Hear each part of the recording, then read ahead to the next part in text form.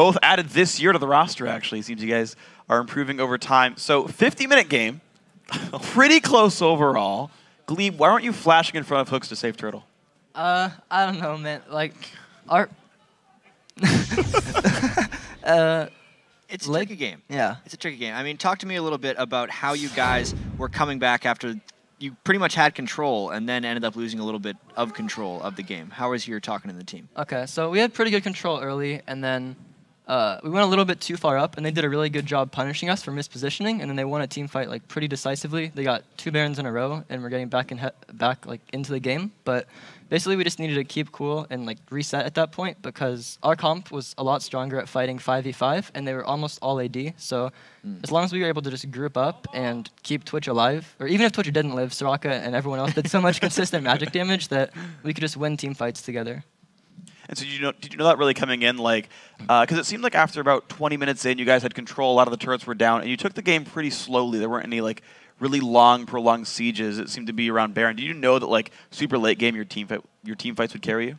Yeah, when we picked Soraka and Twitch, we were just going for like late game team fights. Twitch is really, really bad at sieging turrets, so with that kind of pick, we just had to go for team fights and just get vision control around objectives, because if we walked up to try to take a tower, it just puts Twitch in a really vulnerable position. Yeah, and there was a lot of vulnerable Twitch in that game. X Special was getting a little bit of revenge every time we'd hook Wild Turtle. Bjergsen, I saw you smile a lot about that. It's strange with all the pressure on the new guys, amazing, and Glebe as well. With Turtle actually getting caught, just give me your thoughts on the game.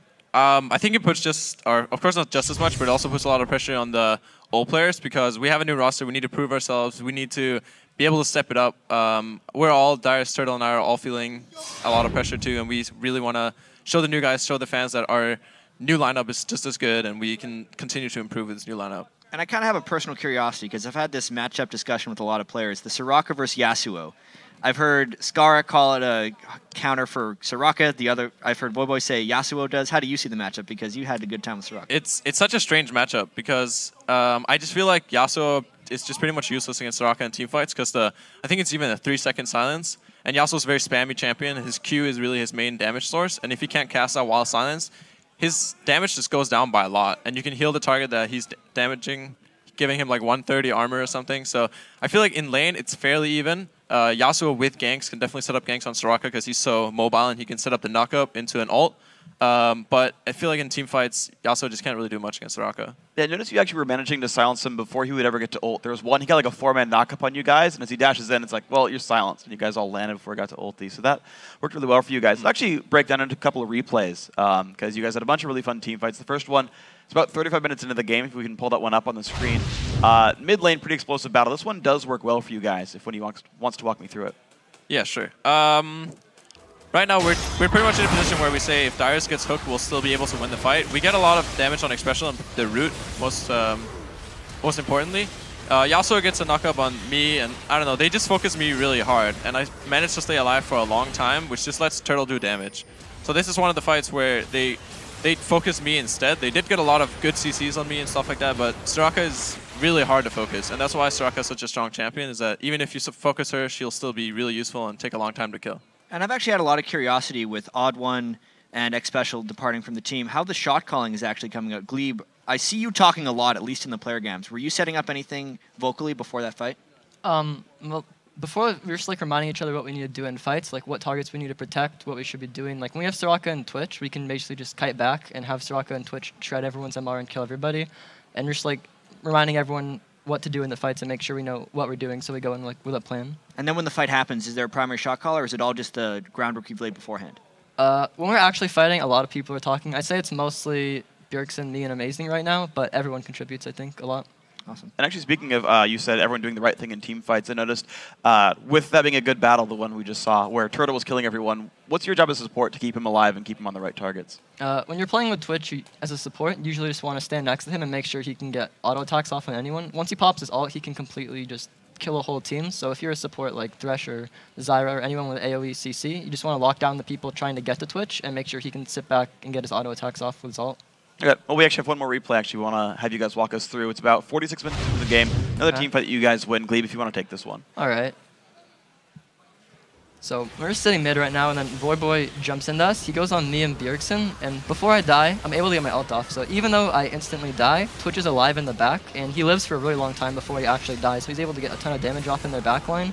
And even though he falls down, Dyrus and Amazing were able to clean up Cop, and from that point, we just finish off Xpecial and win the fight. Yeah, it sounds like you have a pretty good understanding of your overall team fight strengths right there, and that was the silence Bjergsen was talking about right onto Yasuo. Was that probably the turning point, final turning point in the game when you guys knew you had it? I would say so, yeah. Because after that, we forced them to have a lot of waves coming towards their base, and we also killed an inhibitor, I believe. And then they can't really defend the Baron, because we did kill Kha'zix, but even if Kha'zix was alone, they were going to have a really hard time defending Baron with all the waves and inhibitor or super creeps running towards their base. So I feel like that's the point where we actually were like, I think we can't throw it again. I think we're good. Yeah. It's been a tough first 2 games. You guys had a rough time against Cloud9 yesterday. Tough win over Curse here. With the new players, it's really hard for you guys to kind of gel. On a scale of 1 to 10, how gelled would you guys say you are right now for your maximum potential? Gel, I guess, is like how good we feel. Yeah, your synergy. How's your synergy doing? On a I scale feel of like 1 to 10. our synergy is pretty good. Especially me and Amazing have pretty good synergy already. I call for a lot of counter ganks, and he's usually there. If we didn't really happen as much this game, but usually in scrims we do really well together. And I feel like the team is just mashes really well overall. And we do a lot of things as a team to keep up the synergy, and we like go to the beach and stuff like that to like stay. Because the more you're friends, the more your synergy is gonna prove in game. Glebe, how's you and Turtle?